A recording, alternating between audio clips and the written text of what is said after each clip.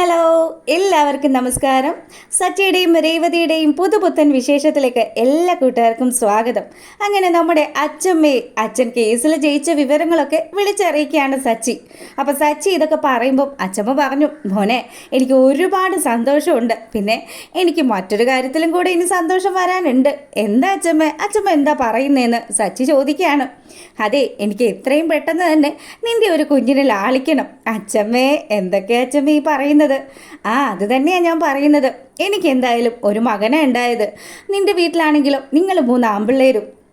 ഇത്രയും പെട്ടെന്ന് തന്നെ എനിക്ക് നിന്റെ ഒരു കുഞ്ഞിനെ ലാളിക്കണമെന്ന് സച്ചിയുടെ അടുത്ത് പറയുമ്പോൾ സച്ചിക്ക് ശരിക്കും നാണം വന്നു. സച്ചി പറയുന്നുണ്ട്, അച്ഛമ്മ ഇങ്ങനെ പോയി കഴിഞ്ഞാൽ അത് മിക്കവാറും ഉടനെ തന്നെ കാണുമെന്ന് പറഞ്ഞു.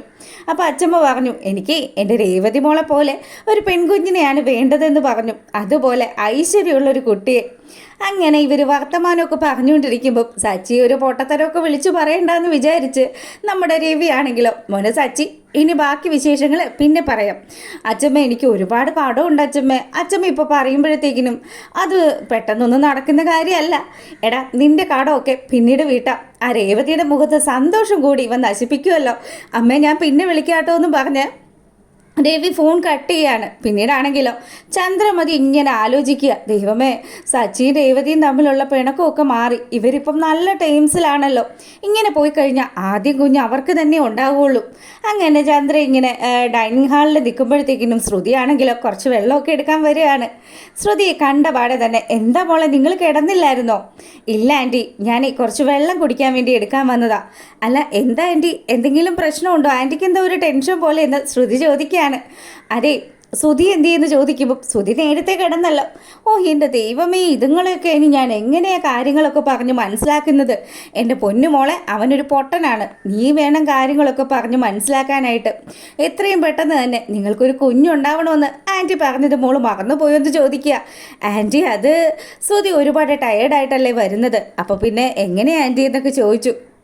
അങ്ങനെ ഇതുങ്ങളുടെ കാര്യം എന്താകുമെന്നൊക്കെ ആലോചിച്ച് ചന്ദ്ര ഇങ്ങനെ കിടക്കുകയാണ്. അപ്പോൾ ആ സമയത്താണെങ്കിലോ എന്തെങ്കിലും ഒരു വഴി കണ്ടെത്തിയില്ലെങ്കിൽ ശ്രുതിക്കും മുന്നേ തന്നെ നമ്മുടെ രേവതിക്കൊരു കുഞ്ഞുണ്ടാവും. അതുണ്ടാവാൻ പാടില്ലല്ലോ.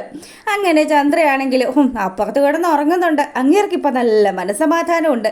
സമയം നോക്കുമ്പോഴത്തേക്കും ദൈവമേ, പാതിരാത്രിയായി, ബാക്കിയുള്ളവന് ഉറങ്ങാൻ പോലും പറ്റുന്നില്ല. അങ്ങനെ ചന്ദ്ര ഇങ്ങനെ ആലോചിച്ച് കിടന്നപ്പം ഇതിനൊക്കെ ഒരു പരിഹാരം ഉണ്ടാക്കണമല്ലോ. ഉടനെ തന്നെ തൻ്റെ സഹചാരിയായിട്ടുള്ള നമ്മുടെ ഭാമയെക്കുറിച്ച് ആലോചിക്കുകയാണ്. ഭാമയെ വിളിച്ചു കഴിഞ്ഞാൽ ഭാമ എന്തായാലും ഇതിനൊക്കെയുള്ളൊരു പോംവഴി പറഞ്ഞു തരുമല്ലോ. അങ്ങനെ നമ്മുടെ ചന്ദ്ര ആ കിടപ്പൊക്കെ മതിയാക്കി ഫോൺ എടുക്കുകയാണ്. ഫോൺ എടുത്തിട്ട് നേരെ ഭാമയെ വിളിച്ചു. ഭാമയാണെങ്കിലോ ഈ സമയം ഉറങ്ങാൻ തുടങ്ങുകയായിരുന്നു. പുള്ളിക്കാരി ഈ ഓൺലൈനിലൊക്കെ ഇങ്ങനെ കുറച്ച് പരിപാടിയൊക്കെ ആയിട്ട് പുള്ളിക്കാരി കുറച്ച് ബിസി ആയിരുന്നു. അങ്ങനെ ഫോൺ എടുത്തതും, എടി നീ എന്തെടുക്കുകയെന്ന് ചന്ദ്ര ചോദിക്കുകയാണ്. ഞാൻ ദേ തുണിക്കടയിൽ നിന്ന് തുണി പർച്ചേസ് ചെയ്തുകൊണ്ടിരിക്കുക. അല്ല, എന്താ നിനക്ക് വേണ്ടതെന്ന് ചോദിച്ചു. ഈ പാതിരാത്രി ആരടി നിനക്ക് വേണ്ടി തുണിക്കട തുടർന്ന് വെച്ചിരിക്കുന്നതെന്ന് ചന്ദ്രമതി തിരിച്ചും ചോദിക്കുമ്പോഴത്തേക്കിനും, എൻ്റെ പൊന്നു ചന്ദ്രൻ, മണി 1 നിനക്ക് ഉറക്കമില്ലേന്ന് ചോദിക്കുകയാണ്. എൻ്റെ ഭാമയടി, എൻ്റെ സകല സമാധാനവും നഷ്ടപ്പെട്ടടി, എന്ത് ചെയ്യുമെന്ന് ആലോചിച്ചിട്ട് ഒരെത്തും പിടിയും കിട്ടുന്നില്ല. നിനക്കറിയാലോ, രേവതിയും സച്ചിയും തമ്മിൽ ഇപ്പതാ യാതൊരു വഴക്കും ഇല്ലടി. അവരാണെങ്കിൽ അവിടെയും പീരയും പോലെ നടക്കുകയാണെന്നൊക്കെ പറഞ്ഞു.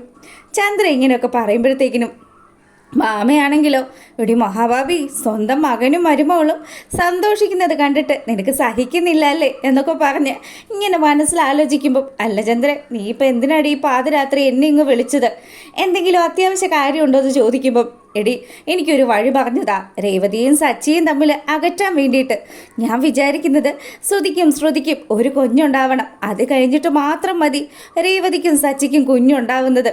അതിനു വേണ്ടിയിട്ട് എന്തേലും ഒരു വഴി നീ ഒന്ന് പറഞ്ഞതാടി. നിനക്കാവുമ്പോഴത്തേക്കിനും കുരുട്ട് ബുദ്ധി കൂടുതലാണല്ലോ. എൻ്റെ ചന്ദ്രേ, നിൻ്റെ അത്രയും കുരുട്ട് ബുദ്ധിയൊന്നും എനിക്കില്ല. പിന്നെ ഞാൻ ആലോചിച്ചിട്ട്, അല്ലടി, ഇത് ആടി മാസമല്ലേ, അപ്പം ആടി മാസത്തിൽ ചെറുക്കനും പെണ്ണും വേറെ അല്ലേ താമസിക്കേണ്ടത്. അപ്പം നീ അത് വെച്ചൊന്ന് കാച്ചു നോക്ക്. എടി, അതിലൊരു അബദ്ധം പറ്റിയിട്ടുണ്ടടി. എന്താടി, പാതിരാത്രി വിളിച്ച് ശല്യം ചെയ്യുന്നതും പോരാഞ്ഞിട്ട് എന്നിട്ട് ഇപ്പോൾ അബദ്ധം പറ്റിയെന്ന്, അല്ല എന്താ പറ്റിയെന്ന് ബാബ ചോദിക്കുമ്പോഴത്തേക്കിനും, അതെ, കഴിഞ്ഞ ദിവസം രേവതിയുടെ അമ്മ ഇവിടെ വന്നിട്ടുണ്ടായിരുന്നു ആടിമാസത്തിന് അവളെ കൂട്ടിക്കൊണ്ടു പോകുന്ന കാര്യമൊക്കെ പറയാൻ വേണ്ടിയിട്ട്. പക്ഷേ ഞാനാണെങ്കിലോ അവരോട് പറഞ്ഞു, അവളെ ഇവിടുന്ന് വിടുന്നില്ല.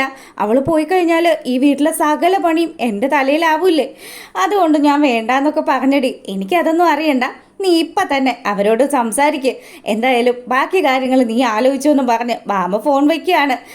അങ്ങനെ നമ്മുടെ ചന്ദ്രമതി അർദ്ധരാത്രിയായെന്ന് പോലും നോക്കാതെ ലക്ഷ്മി അമ്മയെ വിളിക്കുകയാണ്. അപ്പം അമ്മയും മോളും കൂടെ നല്ല ഉറക്കമായിരുന്നു. അന്നേരം നമ്മുടെ ദേവു പറയുന്നുണ്ട്, ഈ തള്ളക്കിത് എന്താ അമ്മ, പാതിരാത്രിയായി, ഇവർക്ക് ഉറക്കമൊന്നും ഇല്ലെന്ന് ചോദിക്കുമ്പം മോളെ നീ ഒന്നും മിണ്ടാതിരിക്കുക, അമ്മ ഫോൺ എടുക്കട്ടെ എന്നൊക്കെ പറഞ്ഞ് ലക്ഷ്മി അമ്മ ഫോൺ എടുത്ത് സംസാരിക്കുകയാണ്. അപ്പം ചന്ദ്രമതി പറഞ്ഞു, അതെ ഞാൻ വിളിച്ചത് എന്തിനാണെന്ന് നിങ്ങൾക്ക് അറിയാവോ? അല്ല അവിടെ എന്തെങ്കിലും ഒരു പ്രശ്നം ഉണ്ടായോ എൻ്റെ മോളും മോനും തമ്മിൽ? ഇതൊന്നും അല്ല. ഞാൻ വിളിച്ചത് ഉക്രൈനിലെയും അതുപോലെ തന്നെ അമേരിക്കയും ഒക്കെ തമ്മിലുള്ള വഴക്ക്, അതിൻ്റെ കാര്യം സംസാരിക്കാൻ വിളിച്ചതാണെന്ന് പറഞ്ഞു. അല്ല ലക്ഷ്മി, നീ ഇടപെട്ട് അതിനൊരു പരിഹാരം ഉണ്ടാക്കില്ലേ എന്ന് ചോദിക്കുമ്പം ദേവുവിനങ്ങ് ദേഷ്യം വന്നു. ദേവു പറയുന്നുണ്ട്, അല്ല അവിടെ അവർ തിരക്കുന്നത് ചന്ദ്രമതി എന്ന് പറയുന്ന ആ ഒരു മേടത്തെയാണെന്നും പറഞ്ഞു. നാളെ ആടിമാസം തുടങ്ങിയിട്ട് നിങ്ങൾക്ക് വല്ല മര്യാദയുണ്ടോ? നാളെ വന്നിട്ട് നിങ്ങളുടെ മോളെ കൂട്ടിക്കൊണ്ടു പോകണം, ഇല്ലെങ്കിൽ ഞാൻ അവളെ ഇവിടുന്ന് ഇറക്കി വിടുമെന്ന് ചന്ദ്ര പറയുകയാണ്. അങ്ങനെ ലക്ഷ്മി അമ്മ പിറ്റേ ദിവസം ഒരു ഓട്ടോയൊക്കെ പിടിച്ച് ദേവുമായിട്ട് വരികയാണ്. അമ്മയെ കണ്ട സന്തോഷത്തിൽ രേവതിയാണെങ്കിൽ ഓടി ചെന്നിട്ട് അവരെ കെട്ടിപ്പിടിച്ചു. എന്നിട്ട് അച്ഛനോട് പറഞ്ഞു, അച്ഛായി വന്നിരിക്കുന്ന ആരൊക്കെയാണെന്നൊന്ന് നോക്കെന്ന് പറഞ്ഞു. രവിയാണെങ്കിലോ വളരെയധികം സന്തോഷത്തോടു കൂടി അവരെ സ്വീകരിച്ചു. പിന്നീടാണെങ്കിൽ, അല്ല ഞാൻ വന്നത് എന്താണെന്നോ, ഞാൻ വന്നത് ആടിമാസം തുടങ്ങുകയാണല്ലോ, അപ്പോൾ അതുകൊണ്ട് രേവതി മോളെ വീട്ടിലേക്ക് കൂട്ടിക്കൊണ്ടു പോകാനാണ്. അല്ല ഈ കാര്യം പറഞ്ഞ് ലക്ഷ്മി ഇതിനു മുന്നേ വന്നപ്പം ചന്ദ്ര തന്നെയല്ലേ പറഞ്ഞത്, ആടിമാസമൊന്നും ഇവിടെ ഞങ്ങൾ നോക്കാറില്ല, രേവതി ഇവിടെ തന്നെ നിന്നോട്ടെ എന്ന്. രവി ഇങ്ങനെയൊക്കെ പറയുന്ന സമയത്താണെങ്കിൽ നമ്മുടെ ലക്ഷ്മിയമ്മ ആ സത്യം അങ്ങോട്ട് പൊട്ടിക്കുകയാണ്. ലക്ഷ്മിയമ്മ പറഞ്ഞു, അതെ ഇന്നലെ രാത്രി ചേച്ചി തന്നെയാണ് എന്നെ വിളിച്ചത്, 1 മണിയെങ്ങാണ്ടായിട്ടുണ്ട്, ചേച്ചി അപ്പോഴായിരിക്കും ആലോചിച്ചതെന്നൊക്കെ പറഞ്ഞ് ലക്ഷ്മിയമ്മ ഈ കാര്യം പറഞ്ഞതും ചന്ദ്രമതി ഇതാ കിടുങ്ങിയിരിക്കുകയാണ്. ഈശ്വര, രവിയേട്ടൻ ഇപ്പോൾ ഓരോരോ ചോദ്യങ്ങളൊക്കെ ചോദിക്കും.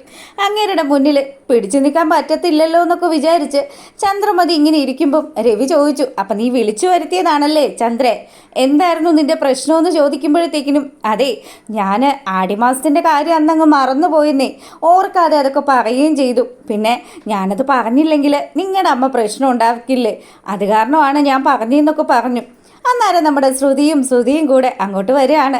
ഇവരെ കണ്ടപാടെ തന്നെ ലക്ഷ്മിയമ്മ പറഞ്ഞു, അല്ല ശ്രുതി മോൾ എന്നാ ആടിമാസത്തിന് വീട്ടിലേക്ക് പോകുന്നതെന്ന് ചോദിച്ചതും എന്താ ആടിമാസം എന്നും പറഞ്ഞ് ശ്രുതി ഇങ്ങനെ ബ്ലിങ്ങസ്യാന്നും പറഞ്ഞ് നിൽക്കുകയാണ്. ചന്ദ്രമതി ആണെങ്കിലോ കിളി പോയ അവസ്ഥയിൽ ചന്ദ്രയും അവിടെ നിൽക്കുന്നുണ്ട്. ചന്ദ്രയ്ക്ക് എന്ത് പറയണം, എന്ത് പ്രവർത്തിക്കണമെന്ന് പോലും അറിയത്തില്ല. ഇപ്പം രേവതിയെ വീട്ടിലേക്ക് പറഞ്ഞു വിടുകയാണെങ്കിൽ ഉറപ്പായിട്ടും നമ്മുടെ ചന്ദ്രമതിക്ക് 8ൻ്റെ അല്ല 16ൻ്റെ പണി തന്നെ കിട്ടും. രേവതി പോയി കഴിഞ്ഞാൽ ആ വീട്ടിലെ ജോലിയൊന്നും ചെയ്യാനായിട്ട് ചന്ദ്രമതി നല്ലതുപോലെ കഷ്ടപ്പെടും. അപ്പം ഇന്ന് തന്നെ ചന്ദ്രയാണെങ്കിലോ രേവതി ചെയ്യാനുള്ള കാര്യങ്ങളൊക്കെ, അതും ഒരു 2 ആഴ്ചത്തേക്കുള്ള മാവ് വരെ പാവത്തിനെ കൊണ്ട് അരപ്പിക്കുകയൊക്കെ ചെയ്തിട്ടുണ്ടല്ലോ. അത്തരത്തിലുള്ള ഒരു ഗംഭീരമായിട്ടുള്ള എപ്പിസോഡാണ് ഇന്ന് നടന്നത്. അപ്പോൾ നിങ്ങൾക്ക് നമ്മുടെ ചാനലൊക്കെ ഇഷ്ടപ്പെടുകയാണെങ്കിൽ മറക്കാതെ ലൈക്ക് ചെയ്യാനും അതുപോലെ തന്നെ കമൻറ്റ് ചെയ്യാനും, സബ്സ്ക്രൈബ് ചെയ്യാത്ത കൂട്ടുകാർ ഒന്ന് സബ്സ്ക്രൈബ് ചെയ്തുകൂടെ സപ്പോർട്ട് ചെയ്യണം കേട്ടോ. അപ്പോൾ എല്ലാവർക്കും നല്ലൊരു ദിവസമൊക്കെ ആശംസിച്ചുകൊണ്ട് വീഡിയോ വൈൻഡപ്പ് ചെയ്യണേ. അപ്പോൾ ഓക്കെ, താങ്ക്